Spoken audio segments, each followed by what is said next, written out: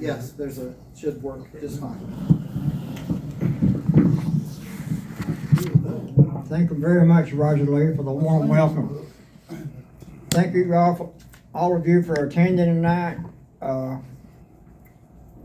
Whether you wanted to hear a program or not, but I promise you I'll do my best to educate you on some things you may not know, and it'll be real interesting, serious, solemn, even some fun things out of some diary information I have.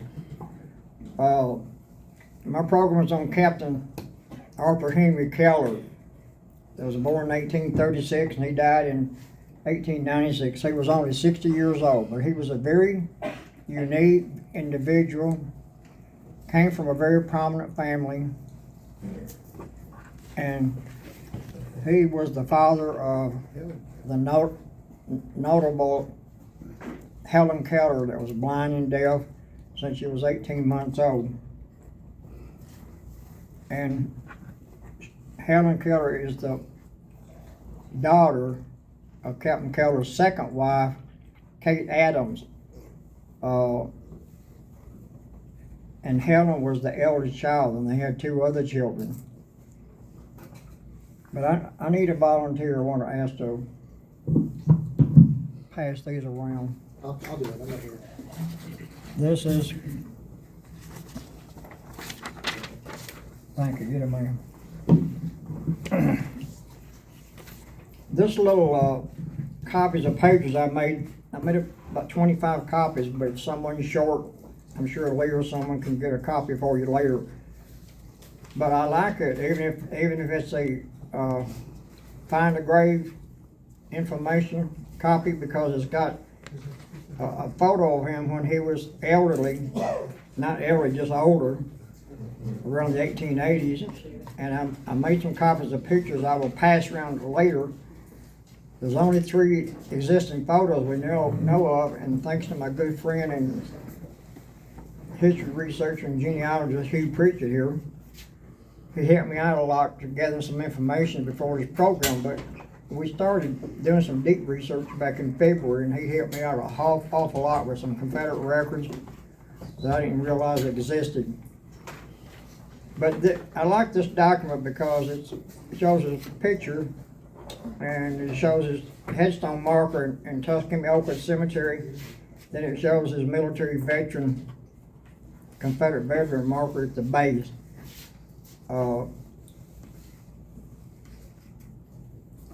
Has everyone got a copy, or are we short somewhere? I think, did everybody have Anyway. a copy that wanted a copy? You need one? Oh.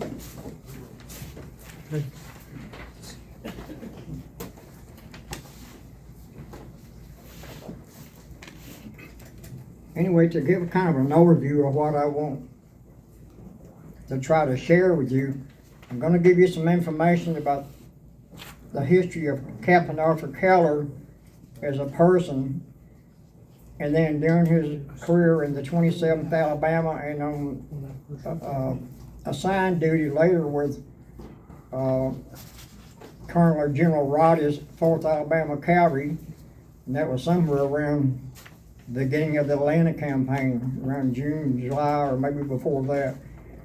There's a lot of information that's probably lost on him between 1861 and 62, but we have records from good records, pretty good records from 1863 and 64. And thanks to this young man, after he became an older man, he wrote his memoirs, or a diary, about 200 something pages, and called Inside of Rebeldom. And I happen to be fortunate to have a booklet I got years ago. Of course, this is not original, it's been retyped, but it was originally done for the National Tribune in Washington, D.C. in the year 1900. And James Buchanan was a private when he wrote most of this. I'm not even sure if he got promoted to corporal. But he was very intelligent, a good writer, and so at times the surgeon would use him as a clerk to keep notes of who's on sick call, what's wrong with them, what treatment they got, and so forth. But I don't think he was ever on staff as a clerk. But he should have been, in my opinion. Anyway, some of these chapters, I don't have all the collected pages on a few chapters, but what is missing, some of it I have in these two books back here, which this is the most recent one here that I would recommend. It's called Bloody Banners and Barefoot Boys. And this was published in 1997, I think, but it's still available. Yeah, 1997. It has diary information. I'm going to read you a few excerpts from here, but it gives a good history of the 27th Alabama Infantry Regiment. I meant to ask this first. Do any of you in here have an ancestor that served in the 27th Alabama Infantry? Yes? No? Well, do any of you have an ancestor that served in the Confederate 35th Alabama Infantry or the 48th? The 48th? Okay. Anybody in the 47th? Yeah, you'll kind of like this. Anyway, and then I'll read some excerpts after these diary are just information in here about Captain Keller. And then I'll read you some from Inside Rebeldom that James Buchanan wrote. If any of you has a copy of a book like this, you'll be lucky, because this is I have an original 1965 first issue. So what happened is, when they republished this up here, it has all of this information in, I think, but a little bit, but they got a longer introduction, and they added a few pages. But I love this one here because it's an original. You can maybe still find one on books.com. To give you an idea how old this is. Well, I'm sorry. Yeah, it costs $5, okay? What was the title? What's the title of the book? It's called Bloody Banners and Barefoot Boys. No, the other book. It's a different book. Tattered Volunteers. No, Something, it's got a different title. that's what I wanted to know. Tattered Volunteers. Let me take a I've break. got with the me. first one that you gave. Yeah, I'll show you up close. All right. Tattered Tattered Volunteers. Volunteers, that's what I 27th wanted to know. Alabama Infantry Citizen by Harry Bernard, okay? You're welcome to come up and take a picture of it. Okay. So this one is the new one, Bloody Yeah, Banners and I've Barefoot got Boys. that one. The Yeah. history of 27. If you get on Amazon, sometimes Amazon will take you to some rare book places, like I found out. They will take you to some rare book places on Amazon. Like I was trying to find a book, and it cost me a few dollars, but it was in a bookstore up in Ohio. So if you want to try to get an original copy of it, which you may not since you don't have an ancestor that served them, but it sure is real interesting.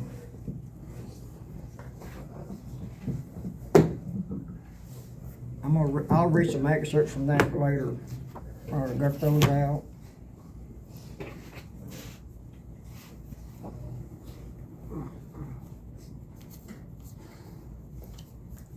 Hugh Pritchett has been a long time friend of mine. He may not claim it, but he's kind of like a brother to me. And we travel a lot of places together on the road, and seen a lot of things, and did a lot of things, and been in our Colonel William A. Johnson camp for a long time. Him and I are I'm the first lieutenant commander and communications officer the past few years. But he's been one of the greatest adjutants we've ever had in our camp. And I've been a member for a long time. But he wrote a good article for our newsletter, Vindicator, back in February, with 3 pages about Captain Keller and his family and extended family. I won't go into all that, but he would like me saying this. He found out from another author friend of mine on the Civil War. He which is real smart, Tim Kent. He published a few books, and I helped him with a couple of them. I even had the publishing company get me to do a review on the back of one, but that was mostly about Native American Indians. But he somehow found something online and said that Arthur Keller's middle name was Henry, Henry, not Henley, Henley. But the correct is Henley.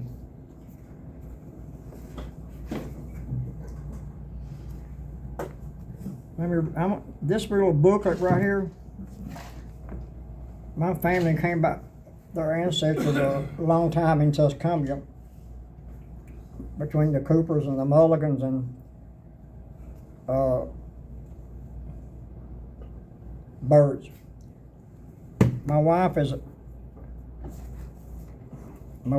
descendant of the Isaac and Catherine Winston family that owns the Belmont Mansion in Tuscumbia. Some of you may have been there. Have you all visited Belmont Mansion before? Yeah. Anyway, she's kin to her on her mother's side, not the Cooper side, but on the Burts, because the second eldest daughter, Catherine Baker Winston, she married Dr. James Lawrence Burke out in Barton, Alabama, and it's kind of east of Cherokee, Alabama, some on Highway 72, like you're going toward Mississippi, you know. But they had a plantation farm out there, but he accidentally he was a surgeon during the war, but he actually got shot in Tuscumbia in 1866, right after the war, because of a Union fellow and one of Colonel Roddy's staff that was his friend were downstairs in that big hotel by the railroad depot that don't exist anymore. And there was a small quarrel about something, you know, so he tried to break it up, and one of his fellows' guns went off and hit him up beside the head, and he died the next day. So, and they had 2 children, and the boy is the one that married my wife's ancestor.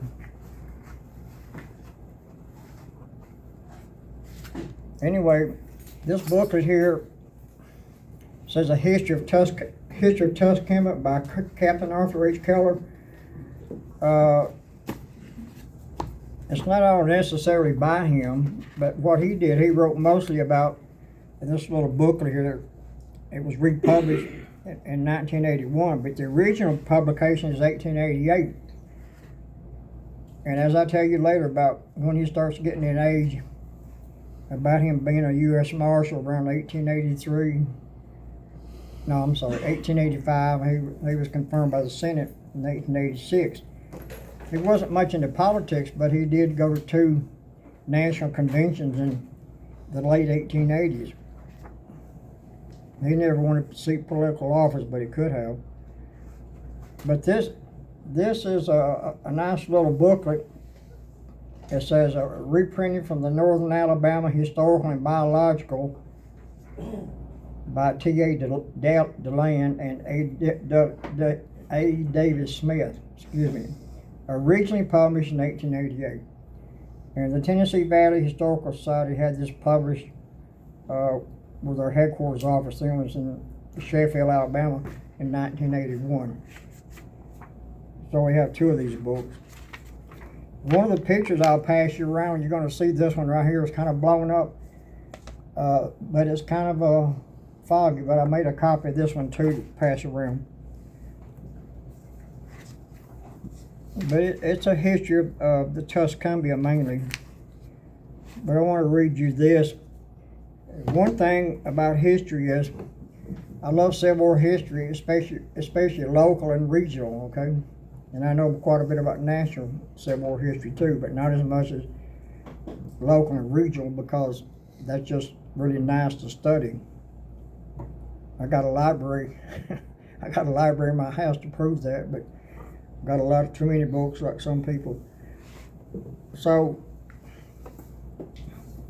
one of the real perplexing things about his career was that when he started as a private at 27th Alabama in 1861, a lot of people found out that he was transferred temporarily to Colonel Roddy's 4th Alabama Cavalry in 1864, and some even mentioned 63, but a lot of the good records that Hugh Pritchett found, most of them talk about how Roddy was requesting him to assist him as a quartermaster. But he was a very intelligent man. He went to the University of he went to the University of Virginia and graduated there, and then he became an attorney and had a law office for a while before the war. But I'll just read this, okay? But keep in mind, when people write history, sometimes if they get the information wrong about what regiment they served in, what companies they were with, or battalion records are really hard to keep up with back during the war. And you got to realize that the people in Washington, D.C. were putting all this together from old files, from Confederate and Union files around 1905 and 1912. And they made errors too. But I believe he did serve with Roddy, and Hugh does too, I think. He even mentioned in the Vindicator, we didn't think he did, but there was evidence that he did, but it wasn't for very long, because at the end of the war, he was definitely with the 27th Alabama, especially when they went into the Carolina campaign in 1865. I'm sorry, late 1864. Arthur Henry Keller was born February the 5th, 1836, near Tuscumbia, and is the son of David and Mary Fairfax Moore Keller. He was reared and educated in Tuscumbia, where he also received instructions from Governor Lindsay. Now, Governor Lindsay is buried in the historic Winston Cemetery in Sheffield, right on the Sheffield-Tuscumbia border. Years ago, it used to be in Tuscumbia. And my wife and I, we helped manage that cemetery, passed down through the family, and keep it under lock and key. But there's a lot of prominent people buried there. There were 5 Civil War soldiers buried there. And even Isaac Winston himself was a private enlisted in the Army, but they weren't going to let him be a private, so he became, what do you call it, when he was a representative for the state of Alabama. He was like a 3rd Division representative, for the Confederate Army in Alabama. But he is buried in,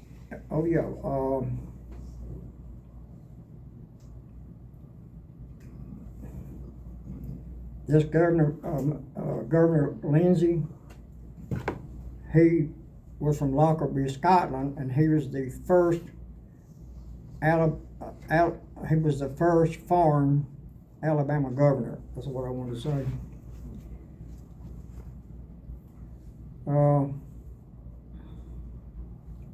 At the age of 19 years, he entered the law department at the University of Virginia, and when 22 years of age, he received his license to practice from Governor A.B. Moore, who was then the circuit judge. In November 1861, he enlisted as a private in the Confederate Army. He was detailed as a quartermaster sergeant under Dr. D.R. Lindsay of the 27th Alabama, stationed at Fort Henry. He had charge of the stores, and after they were destroyed at Florence, he was assigned temporarily to the staff of General Sterling Wood. In July 1862, which is not correct, he joined General Roddy's cavalry as a private, and in September of that year, he rejoined his old regiment, which had been the 27th, at Vicksburg. And Vicksburg was in July 1863. That's not right either, really, I don't think. So,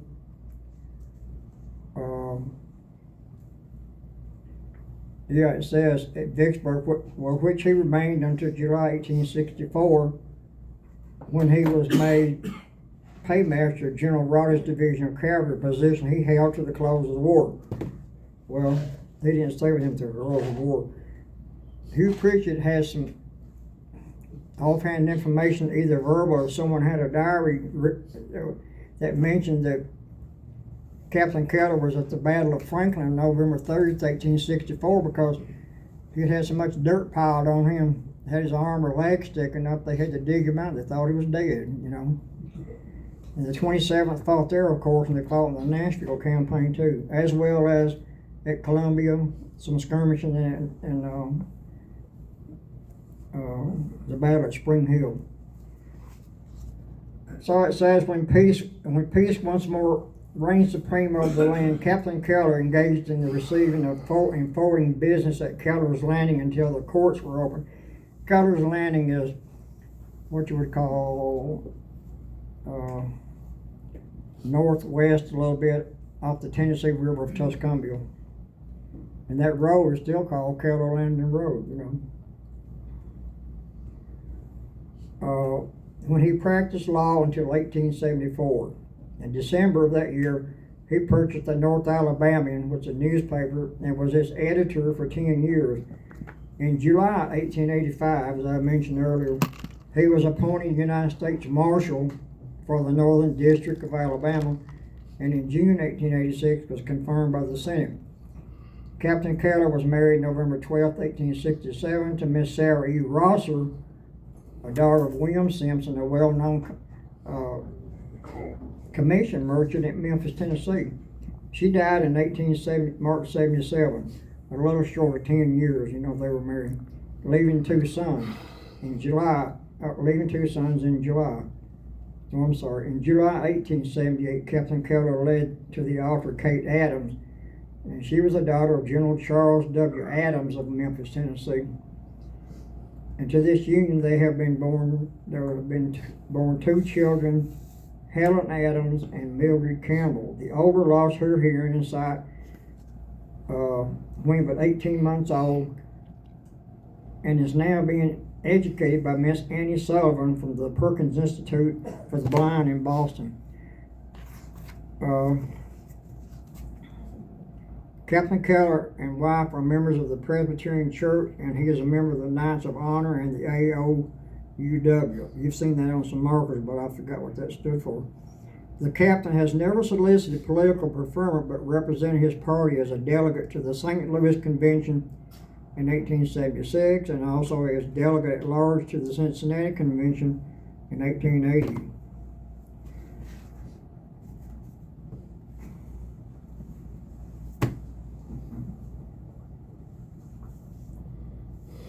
I want to show you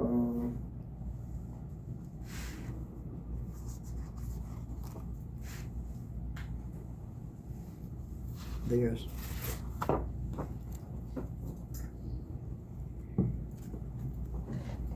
This is a photograph right here. Hugh, you see the way I did this? That Hugh Pritchett found when he was in a Confederate uniform, and dates unknown. So I got a legend I typed on each one of these pictures, and here I put Captain Arthur Henry Keller, photo taken during the Civil War, date unknown. Picture denotes he is wearing a holster with a revolver, a holster strap, and a gun hammer top is visible. I found that out by reproducing this in black and white, and then on this light paper by color, and you can see it kind of better. But he's not wearing any insignia, so it could have been when he was a private in 61 or 62 before he was just up and promoted to captain. When he was promoted to captain in the 27th, he was on field and staff, okay? And this book back here document shows that he was the adjutant. He was assigned as a quartermaster and an assistant quartermaster, and he was also the paymaster. He stayed very busy, and some of his military records, I printed off just a couple because he had a lot of business to do with not only military weapons, ammunition, but fodder, feed for horses, rations for the troops, camp equipment and supplies. And if someone ever wonders why during the whole war was he not promoted higher than a captain? Well, he didn't really need to be. They liked him where he was at, and he had, in 1863, he established some high contacts in Richmond, Virginia, the Confederate headquarters, and personally knew the Secretary of War, and the Chief Surgeon General up there, because he wrote several letters trying to take a 40-day furlough, trying to get back to his home in Franklin County, he called it. And I got copies over here, which was disapproved twice, and I'm not sure if he ever got to go home, but he even personally took a furlough and went to Richmond and talked to them about it. But that's how bad, I think he got some furloughs, but I don't know if he was able to get back to Tuscumbia in old Franklin County, which is now Carver.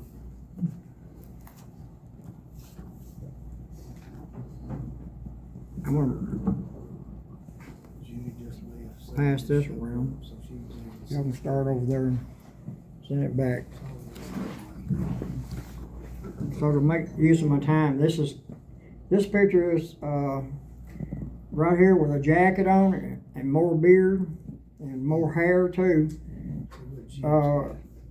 Here, and I thought the photo circles 1870 is probable as an attorney practicing law or newspaper editor for the North Alabamian after the war. You see that? Okay. Sounds like John Hunt Morgan. And I visited Like John Hunt Morgan. Helen Keller Visitor Center several times and got some acquaintances over there since I'm an officer with the Carver County Historical Landmarks Foundation, and I'm also the chairman of the Historical Marker Committee and administrator, which I enjoy doing, but I get burned out, I guess, sometimes. But these two pictures here is the picture they have with Captain Arthur Keller, which is the same one as on that handout where he's kind of baldish. I took it kind of sideways because there was a light from inside the house and a window that was reflecting on it too bad. And this is a picture of his wife, Kate Adams, right here. And it looks like to me that they were together. The lady that is the director there says she's pretty sure they were taken at the same time. So this one says, Captain Keller, probable as the U.S. Marshal circa 1880s for the Northern District of Alabama, and so forth that I mentioned. And I typed up this one I put Kate Adams, Captain Arthur Keller's second wife, Kate Adams, daughter of General Charles W. Adams of Memphis, Tennessee, courtesy of Helen Keller Visitor Center in Tuscumbia.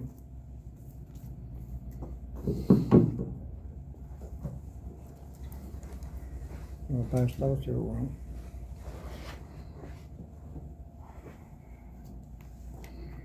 And this is one, I'll just pass this one because you see, I gave you the handout. Well, I know I'll pass the picture around. This is a little darker, so I've noticed, if you notice on his tie here, you can't see it on that picture there, it's a little fuzzy. He's got a horseshoe on there as a tie tag.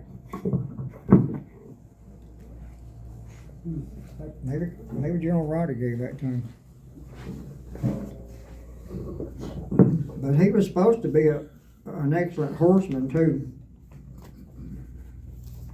And another interesting thing at the Helen Keller Visitor Center, I made a photograph of it. It's not real close because this thing is a high cabinet in the main room where Helen Keller's memorabilia and recognition things are in pictures.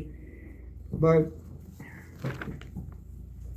there's two old shotguns, double-barrel shotguns that are on pass around the show. You can't see them good because they got split between the big shell. One stock's on the left and one stock's on the right. The stock on the left was donated by a local person, that family, and the other flintlock shotgun was donated by someone else, and I can't read it all real good even with my cell phone. And it has a Confederate flag in the background, but I don't think either, that's not Civil War period, it was put in later, when they donated the shotgun. But when the 27th Alabama went in to service in Florence and mustered in 1861, they had like 6,000 or 7,000 double-barrel shotguns and these Bowie knives. Most of the knives were homemade, and the citizens, and even if they didn't have a blacksmith, they would go to different towns and get the blacksmith to make a lot of these. The 35th Alabama carried a bunch with them too.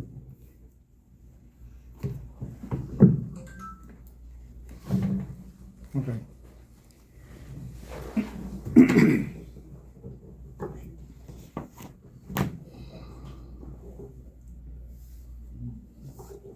Bloody banners and barefoot boys.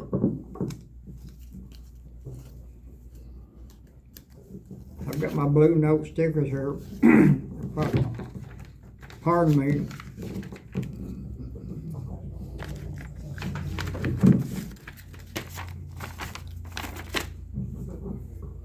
That's the way I do when I'm reading, sitting up in bed or in the house. I'll take the cover off and keep they slip a lot.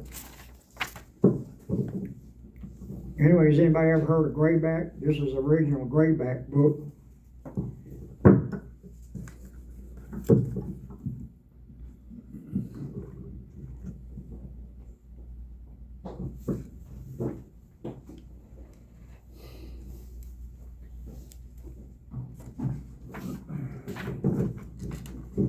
There's a tribute in this book to Dr. J.P. Cannon, who wrote the memoirs and diary. Travels up, he's real detailed about a lot of things. But he writes the 27th Alabama mustered into the service in the Confederate States at Florence, Alabama on December 24th, 1861. I guess they had a good Christmas Eve, huh?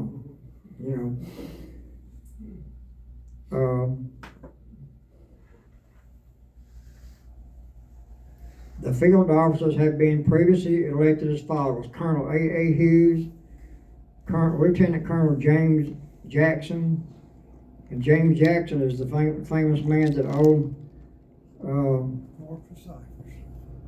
the old home at Cypress Mill. Fortress Cyphers. Thank you. Yeah. And Dr. Edward Mac Alexander was the major. Colonel Hughes was a member of the Alabama legislature at the beginning of the war, but resigned and returned to Franklin County to assist in raising the regiment and was then elected colonel. Hughes was captured at Fort Donelson in February 1862, exchanged in September 62, and died the following same year. Lieutenant Colonel Jackson of Lauderdale County enlisted as a private in the 4th Alabama in the spring of 1861. He was with Roddy then. Jackson was severely wounded at 1st Manassas. A lot of people forget this or didn't know this, but he was wounded at 1st Manassas and discharged after recovering and assisted in raising the 27th Alabama. He was elected lieutenant colonel, and after the death of Colonel Hughes, he was promoted to colonel of the regiment. In June 1864, he was wounded in the arm, which necessitated amputation. He recovered and was again in command of the remnant of the brigade when the Army surrendered at Greensboro, North Carolina on April 26, 1865. The companies that they mustered in was 10 companies. Company A, B, C, D, E, F, G, H, I, and K. And there was several from Franklin County, Lawrence County, Lauderdale County, Madison County, and Morgan County. Here's a trivia question for you. Do any of you know why? You can't answer here. He's busy on his phone. Do any of you know why there weren't many Company J's ever formed or called Company J? You ever heard that? You can imagine though, I read this as a fact and it makes sense. In the heat of battle, when rifle muskets and artillery is going off and explosions and all that, if a regimental officer or someone hires, go tell Company K this or go tell Company J that, well, you know what, K and J could get real confused real fast, okay? So that's why you hardly ever see a Company J. If it was just on some very small companies, and usually those were with battalion groups, not infantry.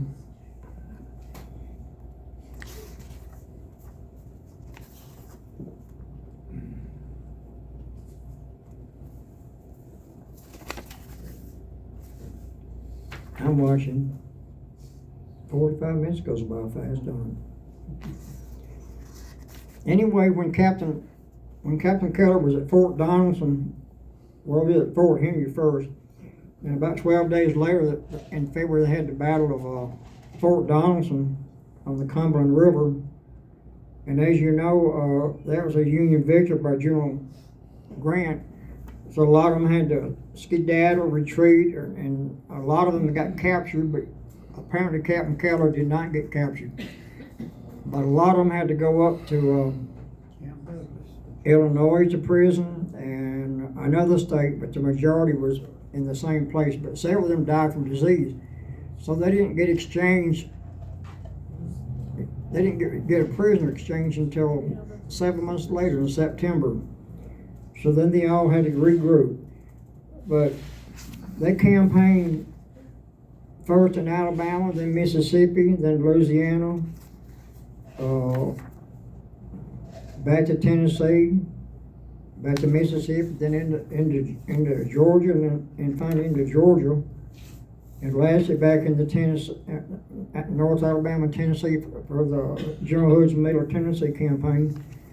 And then they wound up, after they came across the Tennessee River with the rest of them, traveled to Tupelo, Mississippi, and got on a train and went down to Ports North to get into North Carolina. The Battle of Port Hudson was pretty important for them. They had some heavy losses, but they inflicted a lot of loss too. Port Hudson is down below Vicksburg. It's down below Vicksburg, and it's actually across the river in Louisiana. But that was a bad place for them because they were in there in the winter and spring of the year. A lot of them died from insect disease and malnutrition. They couldn't get supplies in a hurry.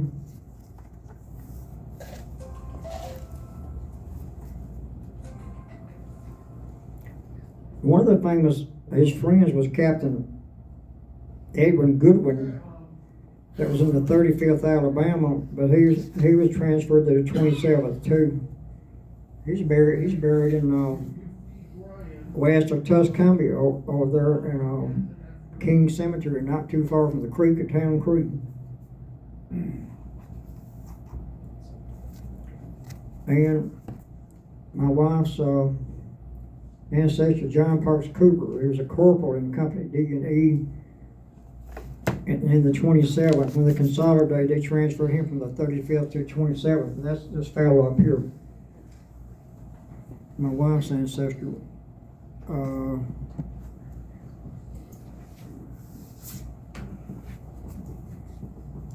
well, I'm going to show.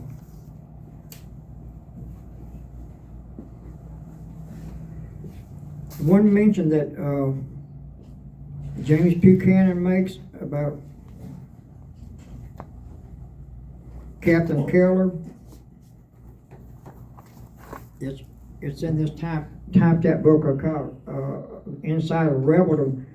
I think you might can get online and do a search for, put his name, James Buchanan, Inside of Rebeldom, and you can pull part of it and be able to read it. But he states here about Captain Keller, this is when they were near Carton, Mississippi in October 1863. If you're not familiar with where Canton is, Canton is northeast of Jackson, Mississippi, like 7 or 8 miles. And the Natchez Trace runs kind of to the southeast of Canton and the northwest of Jackson. And they were in the campaign, the Jackson and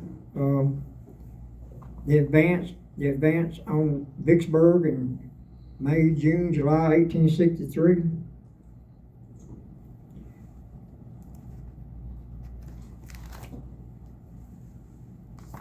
So he mentions here, on October 29th, Captain Keller has arrived with the much needed clothing and shoes, though not more than half sufficient to supply the regiment, but enough clothing for the most destitute and shoes for those who are entirely barefooted. Now, if we can have tents, we could be comfortably established for cold weather, but there is no hope of getting them, and our only reliance for shelter is to build houses, which we contemplate doing in a few days if we have any assurance of being allowed to remain here long enough to warrant the expenditure of so much labor. But I don't think they did.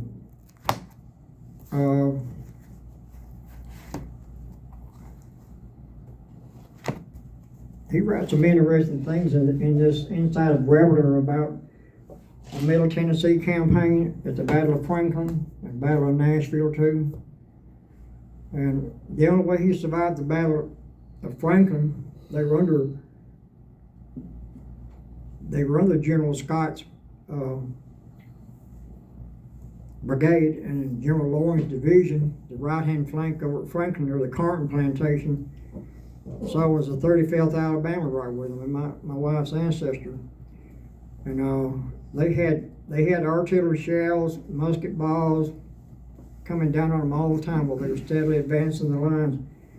And once they got up close to the railroad, and this abatis they call it, was really grown up and stuff, and stickly bushes. But the 35th they really had a big loss, and the 27th did too. And the 55th, but all the officers, it said, was either killed or wounded, and usually the captains were still in command, but because General Scott got wounded. But they were able to pull back and reinforce, but Buchanan was retreating, and he hid by this big tree, and artillery shells were either coming from the fort or from the defensive line up there along the top of the hill at Franklin, where the Union artillery and trench lines were. And he said shells were just raining all down around him and some others, so he got under this tree trunk and stayed there. If he didn't, he had the choice of running across an open field and probably would have been killed by artillery shell or a musket ball. So he stayed there all night, and on the morning he was able to find some more of his regiments. I'm going to do this and then I'll close up.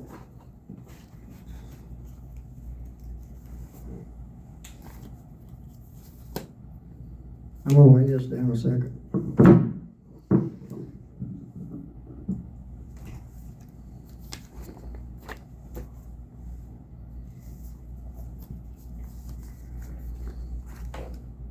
Y'all recognize these? These are like official record files, muster roll cards, and official records that have been redocumented. And this one in 1863 shows Captain Keller, just fielding staff. Some of them are real interesting, and he had to be commissioned to be a acting quartermaster or quartermaster. And here's one from 1862. It has him as assistant quartermaster, 27th Regiment Alabama Infantry. I do not have any papers that shows that exist probably, and a lot of them could have been destroyed, like he was talking about. But this one here mentions between April 63, August 64, October 64, and December that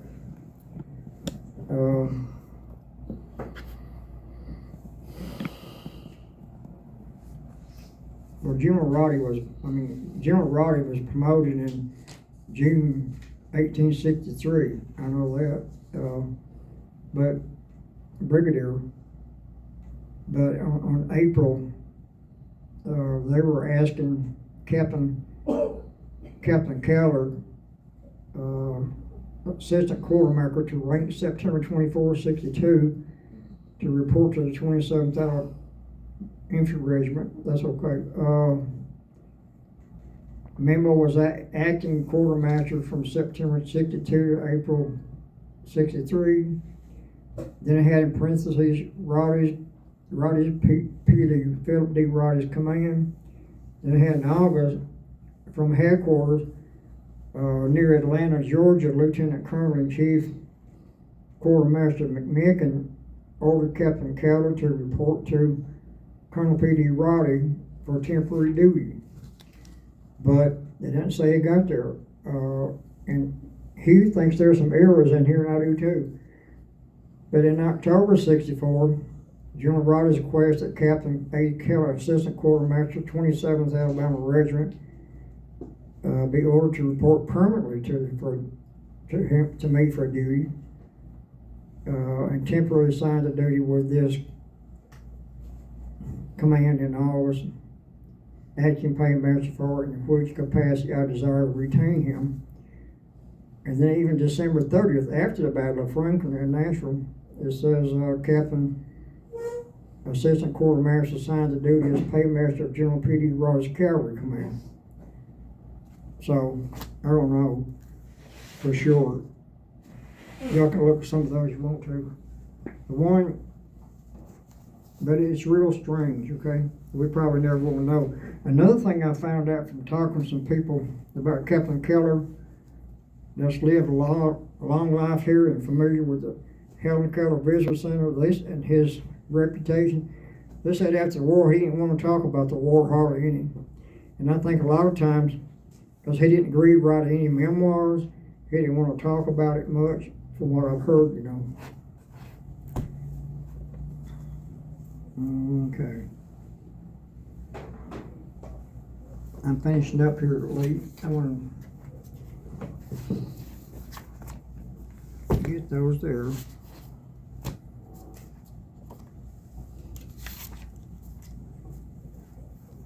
I think I got them mixed up.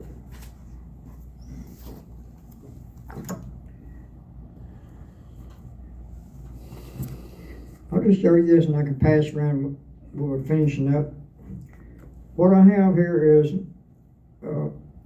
at Kennesaw Mountain National Battlefield Park, they have an official colored piece of artwork there denoting that the surrender of General Joseph P. Johnson's Army of Tennessee to U.S. General Sherman in North Carolina on April 26. It says, on this day in 1865, Confederate General Joseph Johnson signs of surrender terms for the Army of Tennessee and all remaining forces in North and South Carolina, Georgia, and Florida. Well, and it goes on to talk about the meeting house throughout. I put C back page. The reason I did this, I got this copy of a letter in 1886 that he was sending to Washington, D.C., and it has his official signature on the bottom, J.E. Johnston. Well, I'm going to pass these around. This right here is a copy of an authentic document signed on April the 27th by this fellow back here, my wife's answer, John Parks Cooper, and he signed it J.P. Cooper, General Order Number 18, Army Headquarters, April 27, 65. What this letter is, that's not an original signature by Joseph P. Johnston or the official Now, that looks like kind of his signature. The acting attendant general, acting adjutant general K. McConnell, and that was signed by Archie Anderson, lieutenant colonel. But I can tell that J.P. Cooper, he signed for General Johnson, because back in those days they didn't have typewriters. Okay, so this was given to my father-in-law. My mother-in-law had this, and he let me get a copy of it. He said he wanted to keep it for a while. I think he was thinking about the money. So this is a darker paper. That's a white paper. But the original was like this long right here. It was headquarters, Army of Tennessee, near Newburgh, North Carolina, April 27, 65, General Orders number 18. But what it is, the document I measured was like 7.5 inches wide, and it was 13 3/4, a little over 13 inches length.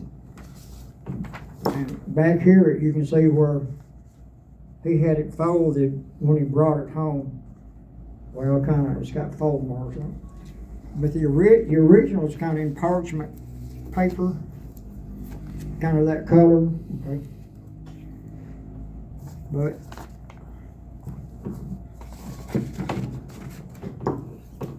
what this is, and I'm finishing up where my buddy go back there.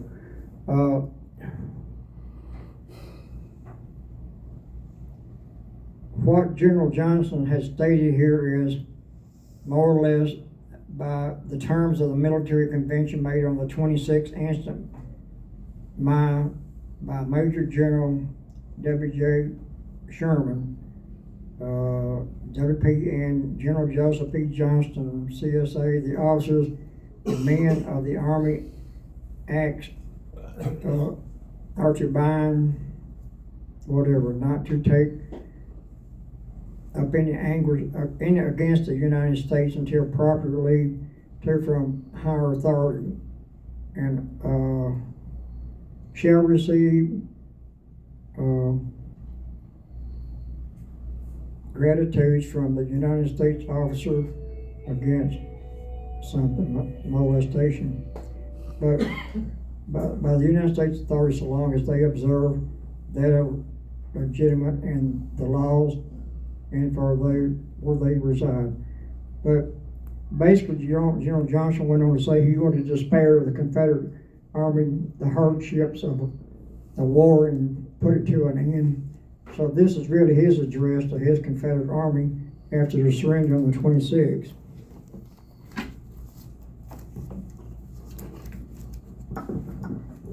You may not have time to look at this, but thank you very much for being patient. That's all I have.